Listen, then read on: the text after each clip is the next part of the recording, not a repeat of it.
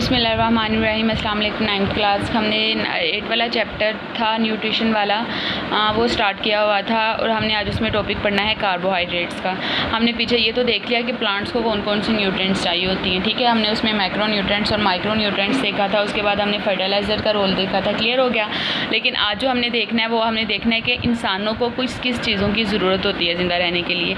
तो मैं आपको मेन टर्म में वैसे बता देती हूँ। सबसे पहले कि जो इंसान होते हैं उनको खुराक में कार्बोहाइड्रेट चाहिए होता है, लिपिड चाहिए होता है, न्यूक्लिक एसिड चाहिए होता है, प्रोटीन चाहिए होते हैं, मिनरल्स विटामिन वगैरह चाहिए होते हैं, ठीक है।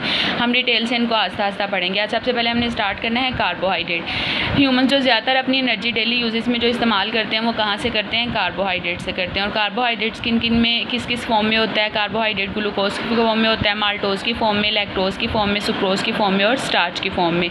ग्लूकोज सबसे ज़्यादा इस्तेमाल की जाने वाला कार्बोहाइड्रेट है। यहाँ पे मैंने लिखा हुआ है 4 किलो कैलोरीज। 1 ग्राम कार्बोहाइड्रेट में 4 किलो कैलोरीज जो होती है वो एनर्जी स्टोर होती है। और जब हम 1 ग्राम कार्बोहाइड्रेट अपनी बॉडी में ले जाते हैं तो इतनी एनर्जी हमारी बॉडी में चली जाती है। सबसे पहले हम देखते हैं माल्टोज। माल्टोज कहाँ पे पाया जाता है? जूसी फ्रूट्स वगैरह जो होते हैं, ठीक है, उनके अंदर हमारे पास क्या पाया जाता है? माल्टोज वगैरह पाया जाता है।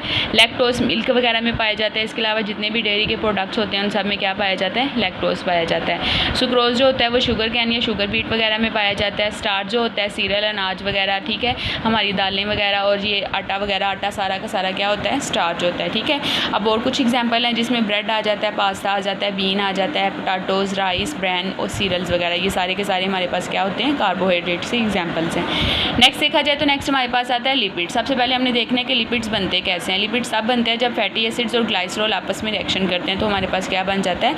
लिपिड्स बन जाता है। फैटी एसिड्स क्या होते हैं? फैटी एसिड्स में हमारे पास कार्बोक्साइल ग्रुप होता है और कार्बोक्साइल ग्रुप क्या होते हैं?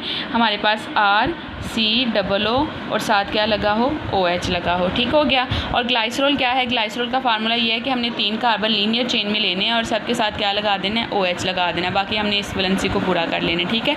ये 3 कार्बन हमने लीनियर चेन में लगा दिए, साथ क्या लगा दिया? OH और OH, साथ ये फार्मूला बन गया, ठीक है। अब हमारे पास 2 तरह के लिपिड्स होते हैं। एक हमारे पास लिपिड्स आते हैं सैचुरेटेड और दूसरे हमारे पास लिपिड्स आते हैं अनसैचुरेटेड।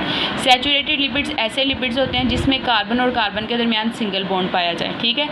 कार्बन और कार्बन के दरमियान सिंगल बॉन्ड पाया जाए और बाकी बॉन्ड जो होते हैं वो किसके साथ सेटिस्फाई किए होते हैं? हाइड्रोजन के साथ सेटिस्फाई किए होते हैं। याद रखना है कार्बन सिर्फ 4 बॉन्ड बनाएगी, 4 से ज़्यादा बॉन्ड नहीं बनाएगी। ये मैंने आपको केमिस्ट्री में भी बताया हुआ है, क्लियर हो गया। अनसैचुरेटेड फैटी एसिड्स ऐसे फैटी एसिड्स होते हैं जिनमें कार्बन के दरमियान या तो डबल बॉन्ड हो या फिर क्या हो? ट्रिपल बॉन्ड हो, ठीक है। सिंगल बॉन्ड के अलावा यहाँ डबल या ट्रिपल बॉन्ड बनाया जाए तो उसे क्या नाम देते हैं? अनसैचुरेटेड फैटी एसिड्स का नाम देते हैं। वो लिपिड जो सैचुरेटेड होते हैं वो सॉलिड फॉर्म में होते हैं, जैसे हमारा घी जो है ये सॉलिड फॉर्म में रहता है, ठीक है। लेकिन जो हमारा ऑयल है वो किस फॉर्म में होता है? लिक्विड फॉर्म में होता है। इसका मतलब है unsaturated fatty acids room temperature में लिक्विड फॉर्म में होते हैं और ये किस फॉर्म में होते हैं? सॉलिड फॉर्म में होते हैं। आगे कुछ एग्जांपल लिखी हुई हैं, जैसे फैट वगैरह होता है, उसमें बटर है, ठीक है। बटर जो है इसमें सैचुरेटेड 70% होता है और 30% इसमें क्या पाया जाता है? अनसैचुरेटेड पाया जाता है। इसकी तरह सनफ्लावर ऑयल जो होता है इसमें सैचुरेटेड की मिकदार कम होती है, वो है 25% और अनसैचुरेटेड की कितनी है? 75%। आपने देखा होगा यहाँ पे कि 1 ग्राम कार्बोहाइड्रेट में कितनी एनर्जी होती है? 4 किलो कैलोरीज है। लेकिन देखें 1 ग्राम लिपिड में कितनी एनर्जी है? 9 किलो कैलोरीज। ऑलमोस्ट डबल से भी क्या है? ये ज़्यादा है। तो लिपिड जो होते हैं store double amount of energy as compare to carbohydrate. कहाँ कहाँ पाए जाते हैं लिपिड्स? मिल्क में होते हैं, बटर में, चीज़ में, एग में, मटन में, फ़िश में, मस्टर्ड सीड्स में, कोकोनट्स में, ड्राई फ्रूट्स वगैरह में सारे के सारे क्या पाए जाते हैं? लिपिड्स पाए जाते हैं। इसके अलावा हमारी जो न्यूरॉन्स होती हैं, इनकी मेम्ब्रेन्स वगैरह होती हैं, ये भी किससे मिलकर बनती हैं? लिपिड से। न्यूरॉन्स क्या होती हैं? न्यूरॉन्स बॉडी के एक पार्ट से दूसरे पार्ट में मैसेज कंडक्शन में क्या करती हैं? हेल्प करती हैं। बुक से देखा जाए तो बुक से आपने ऑलमोस्ट कार्बोहाइड्रेट और लिपिड सारा पढ़ लिया है। ये बिल्कुल वही है जो मैंने यहाँ पे लिखा हुआ है, ठीक है। यहाँ तक आपने इसको याद करना है, क्लियर हो गया? ओके बेटा जी, अल्लाह हाफिज़।